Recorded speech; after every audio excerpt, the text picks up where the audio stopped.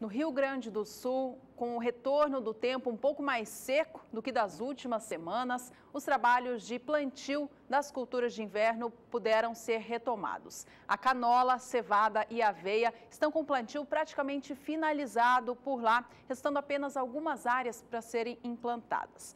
A situação do clima, no entanto, que afetou as lavouras antes implantadas da cultura, agora traz sérias preocupações aos produtores. A situação das lavouras não é considerada boa, não. Veja o que diz a Emater Gaúcha. Cerca de 85% das lavouras dessas culturas de inverno se encontram em condição regular e 15% em condição ruim. O desenvolvimento está prejudicado pelo excesso de chuvas e pela falta de luz. Os produtores tentam intensificar os tratos culturais, mas as perdas de nutrientes e o atraso no desenvolvimento inicial das plantas podem afetar o rendimento final destas culturas aqui, cevada, canola e também aveia.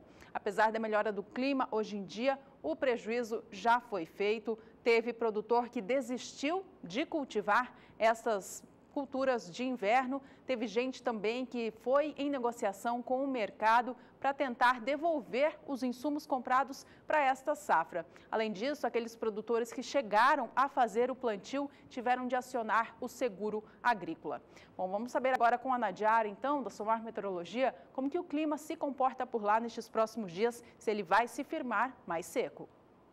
Nesta semana tivemos a chegada de uma nova frente fria ao sul do Brasil, só que esse sistema trouxe chuva mais forte, principalmente para as áreas mais ao sul e oeste do Rio Grande do Sul. O sistema já está avançando em direção ao sudeste e à medida que avança perde intensidade, então não traz chuva forte e persistente para o interior da região sul. Em grande parte das áreas produtoras o tempo vai continuar firme e beneficiando as atividades no campo, especialmente a finalização do plantio das culturas de inverno que estava bastante atrasado no Rio Grande do Sul por causa do excesso de chuva entre maio e o início do mês de junho.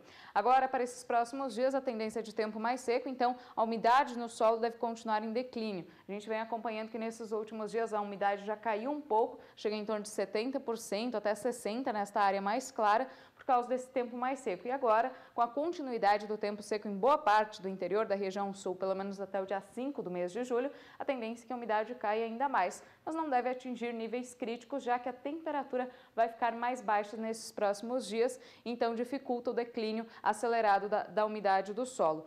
A temperatura mínima ela deve chegar em torno de 3 graus nas regiões mais elevadas da Serra Gaúcha e Catarinense, aumenta o risco para ocorrência de geadas nessas áreas e também sobre a fronteira do Rio Grande do Sul com o Uruguai.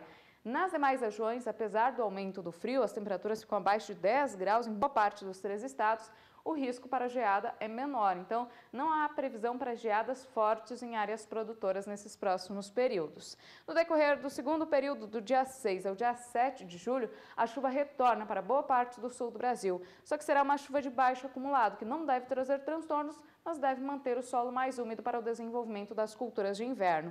Neste período, o frio da madrugada continua com temperaturas mínimas abaixo de 10 graus em boa parte do interior dos 3 estados, mas é uma temperatura que não traz risco para a ocorrência de geadas em áreas produtoras.